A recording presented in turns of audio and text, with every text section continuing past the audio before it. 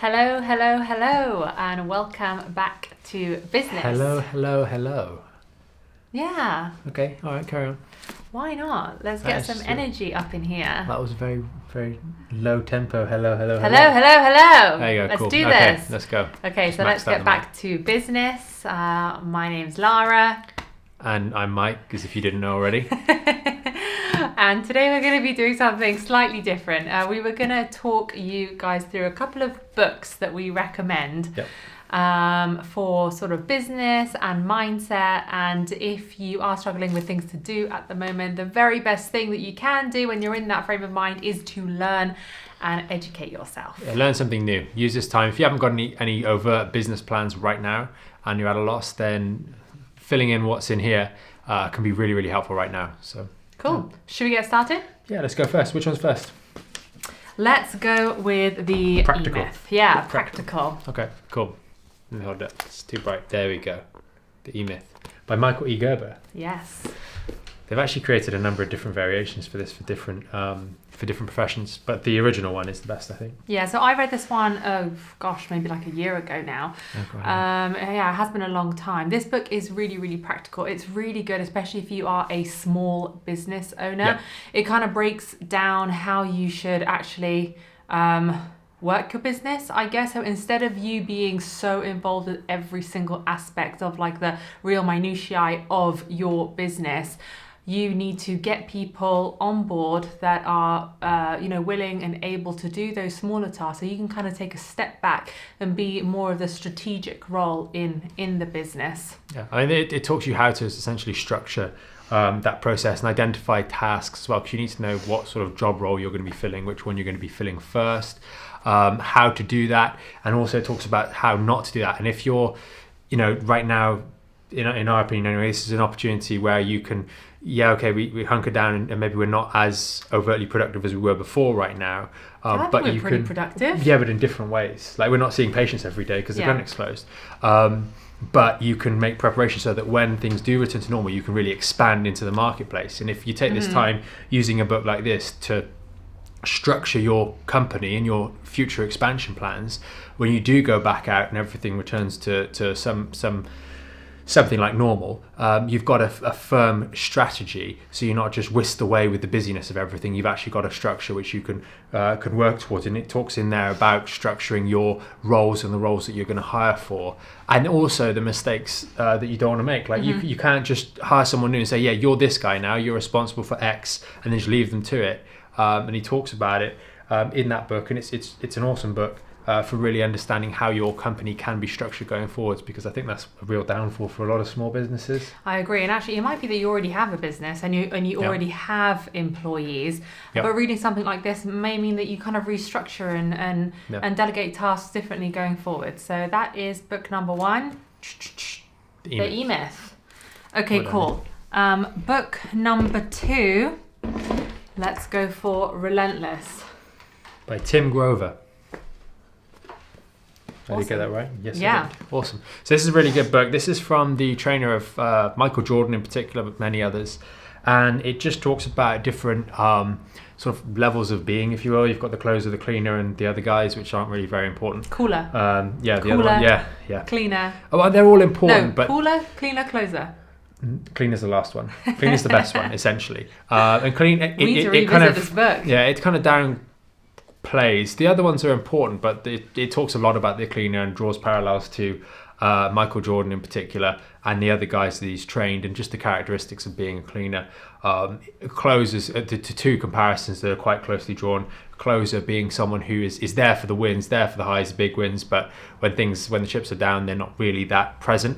Whereas the cleaner's just there day in, day out, doing it. And that's kind of what needs to be happening right now, trying to have that mentality of being the cleaner, where you're just doing it. You're going through the motion, you're getting things done productively, not in a waste of time way, but actually getting tasks completed, making things happen and moving forwards, even in times when it's maybe not as glamorous to do so. Yeah. I think he used the example, I think it was Michael Jordan doing he used to start every session with chest passes or something like that. Something like a really basic thing, but just done over and over again, really was really important. And that's times like now, doing the books, reading the books. And that's the difference that he draws out in that book. Yeah, as you were talking, it really made me think of another book, the Can't Hurt Me by David Goggins. Oh yeah, that's a good one. And I guess both of the books kind of draw on the fact that we as human beings, we can withstand so much pressure, more than you actually think that you can do. And it's when things get really, really difficult that you know, if you get in the right frame of mind, that you become that kind of closer, you really can kind of break through anything and clean it and achieve your goals. Yeah. So yeah, I think that's also another one that I definitely recommend. Yeah, and I think you can draw parallels into your own life, whether it's sort of finances. I know that things are obviously very stressful right now, but there will be a time in the past where you've had seemingly objectively very much lesser pressure points, maybe when you were just starting out and you didn't have anything at all, and you will have felt the same, in my opinion anyway, the same compression, the same stress that you may be feeling right now, but the numbers and the stakes are really a lot higher right now than they were before, but you're able to tolerate and deal with objectively a lot more as you get better. So that's really important, but you've got to load up that pressure and carry that load, which is just really important. Yeah, for sure. Talk about it in that as well. Okay, so that was number 2. Awesome. All right, number 3, the last one we picked, 10x. Yeah, this is an awesome one for right now. I'm pretty sure it was written by Grant and we've mentioned this in other podcasts as well. I'm pretty sure it was written by him in 2000, in or just after or during the 2008 crash, when a lot of bad stuff was going on economically. So it's really in our opinion, the perfect book for right now. Especially, you've got the E-Myth that we've covered, which is really practical, but this is practical, but a little bit of sort of motivation. Get your head right. And more aligned with sort of the Tim Grover book as well. Yeah, well, I think with Grant Cardone and all of his books, because he has been through and he talks about it quite, real high highs but very, very low lows. Going through the 2008, they lost a lot of their wealth, and then they ended up being sued or tried to sue them as well. So it was.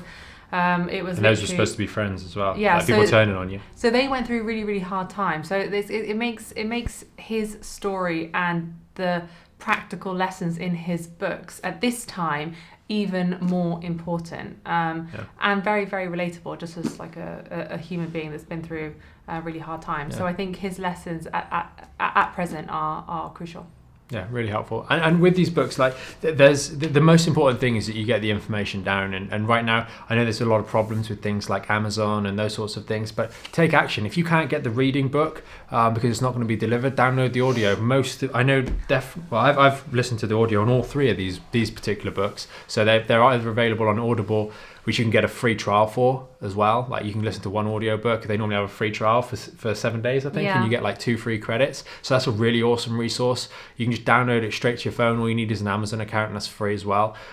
So that's a great way to just get started. The most important thing is to get started and actually do something. Plug in, listen to it during the day, because it's going to be of better educational value than watching Netflix or something like that. So you can do that as well, but this would be really, really important. Yeah, I mean, we've just picked 3 books. There are so many others that we would recommend, but we just didn't want to make this like a 30-minute video. Yeah. So those are sort of our top 3 for this kind of time that we're going through. So hope that helps. And if you didn't want a starting place, that's what we would recommend. Awesome. Well, we'll wrap it up there. Yeah. It's been another good one. Yeah. We'll be back tomorrow for our next one. And we're going to do these dailies, as Laura said last time. So if you've got any questions or any feedback, or even to partake, if you've got something valuable, then hit the comment section in the below. They can contact us. There's not a contact thing, is there? They can send a message. They can send us a DM on our personal. Yeah, of course. We'll put those in the description as well. But do engage in the comments if you've got any questions or anything to add as well. What was the book, a really good book that you've been reading recently, or what's one that's actually been really helping you through this point? Because we're all different. We all have different struggles, different challenges. So until next time, thanks, guys. Have a great day. Thanks.